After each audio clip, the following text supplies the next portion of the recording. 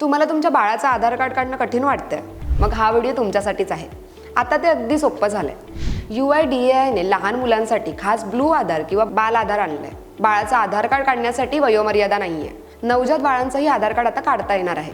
5 वर्षाखालील मूल असेल तर बायोमेट्रिक लागत नाही. फक्त फोटो घेतला जातो आणि पालकांचं आधार कार्डशी लिंक केलं जातं. आता तुम्ही अर्ज कसा कराल सांगते.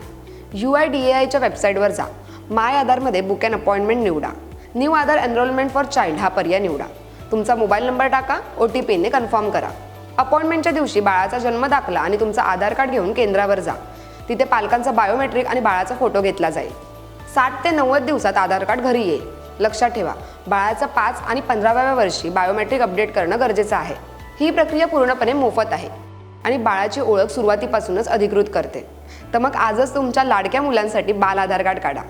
हा व्हिडिओ जर तुम्हाला आवडला असेल तर या व्हिडिओला लाईक करा, शेअर करा आणि महामनी सोशलला फॉलो करायला विसरू नका.